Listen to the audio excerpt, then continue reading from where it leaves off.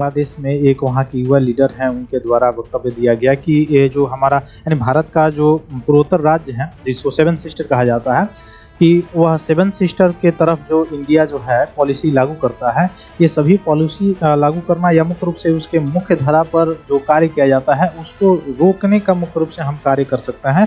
अर्थात यह कार्य किया जा सकता है उसके द्वारा कि यहाँ पे जो कनेक्टिविटी है मुख्य पृष्ठ से, भारत के मुख्य पृष्ठ से जो साउथ ईस्ट की अगर देखा जाए तो पूर्वोत्तर भारत की, वह काटा जा सकता है ना। लेकिन वही लीडर जो प्रोटेस्ट वहाँ पे कर रहे थे सब कुछ समय पहले, जिसमें आपने देखा था कि वहाँ के प्रधानमंत्री जो थी, बांग्लादेश की जो प्रधानमंत्री थी शेख हसीना, उनको इस्तीफा भी देना पड़ा। इस्तीफा दे के फिर वहां से किसी तरह अपनी जान को बचाकर वहां से भगना पड़ा, है ना। भारत में आके उस शरणार्थी के रूप में भी आए थे।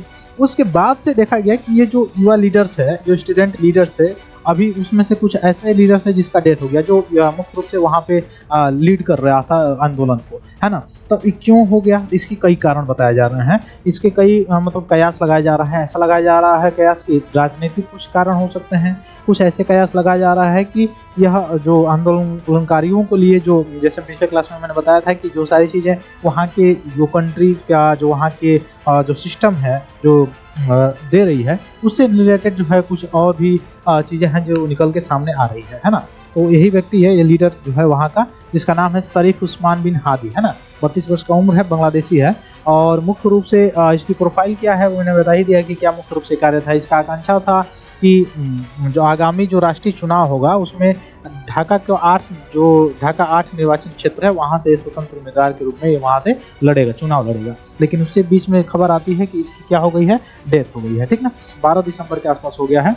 और हमला में बताया गया है कि दिन दहाड़े उस समय हमला किया गया उस पर।